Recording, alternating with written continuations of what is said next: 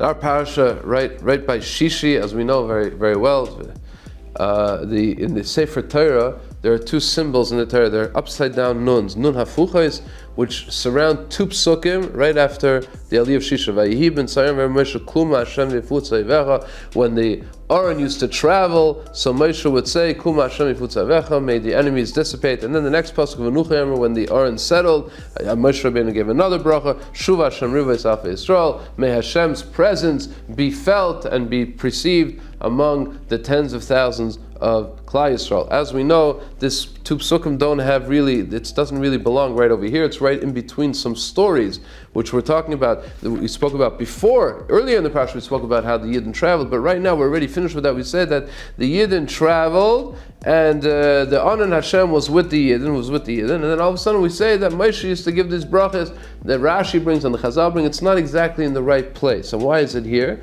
Because we wanted to insert it here so that it should serve as a buffer between Peronius and Peronius. That's what Rashi brings, and Rashi does not explain exactly what kind of calamities, what kind of Peronius is our Chazal referring to. The Ramban has a very lengthy discussion exactly which of the Peronius Rashi is referring to in Chazal. It really comes from the Chazal and the Gemara and Shabbos.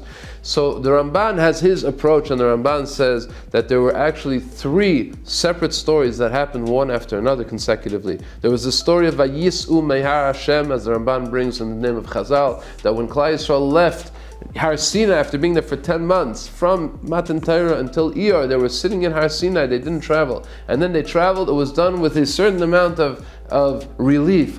Finally we're leaving, as Chazal say, Ketinin Kabarech in Beis Sefer, like a child runs away at the end of the school day, he doesn't want to stay another minute, either because he's scared there's going to be more mitzvahs, as Chazal say, or because they were learning Torah for 10 months straight, it was a little too much, and they left with a certain amount of relief. It doesn't say it in the Torah, but it's insinuated from the words Vayis'u Mehar Hashem. They traveled quickly from Har Hashem. That was the first, says the Ramban Peronius. The second one is the Misoininim. They were complaining, Vativar B'Mesh Hashem, and there was a terrible einish once they got these complaints, and there was an einish that the fire came and started burning and started destroying a great part of Klal Yisrael. And then immediately afterwards, in the fourth pasuk, in Perek Al, Vasav Suvasha B'Kirba His Avu Taiva, there was a certain taiva, a certain physical desire to have meat. They didn't have meat, they had mon, they had everything they wanted, but they wanted actual physical meat, and that also brought a immediate response,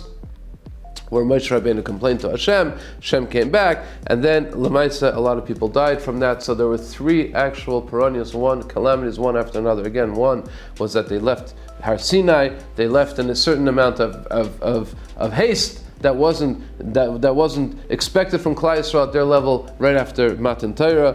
And the second was the complaints, and then the desires, the physical desire to have the meats. This is what the Ramban explains of the three calamities. But the question is, we have a very important. So therefore, says Chazal, we've stuck in these two psukim with upside down nuns, because the nun symbolizes Neifel and Nefila, and the upside down nun said it shouldn't be a Nefila, there should be a Chizuk. So we have a buffer between these things. They shouldn't be one after another. The question is, but they did happen one after another. The truth is that consecutively, chronologically, they did happen. Right away they left, right away they complained, and right away they wanted the tithe, right away they wanted the meat. So the truth is that did happen. So what does it help if that we do an artificial in the Torah, in the Sefer Torah, we're going to split it, we're going to put the nuns, and now it didn't happen, and now it's not a danger that these three calamities happen one after another. They did happen one after another. Says Reb Gifter in his Sefer Pirkei Torah that no, it's not true. We know very well. There's many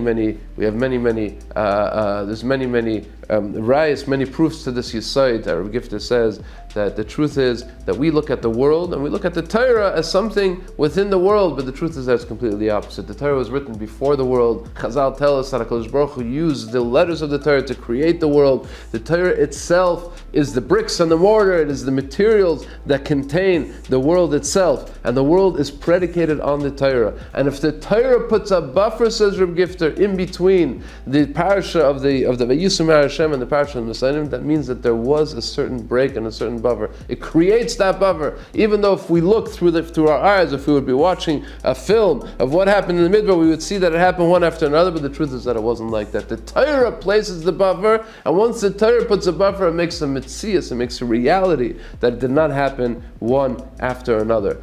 We all face in our lives trials and tribulations. We face difficulties and challenges, and the trick to getting through all the tricks is to put the upside down nun in between one and the other.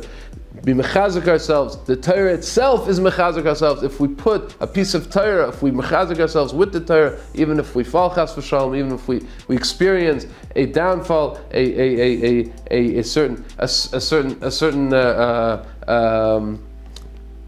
if we experience certain failings in what we feel in our avodas Hashem, but if we put a nun in between them, we take the upside down nun, we don't fall, we don't take the nefila, we take the nefila and we make it into a chizuk, then we have the strength to face new challenges, even if it happens one after another. But if we put a Torah in between it, if we take the nun, the Torah itself becomes a reality that we have a break, we have a buffer, and it's not one after another. Good Shabbos.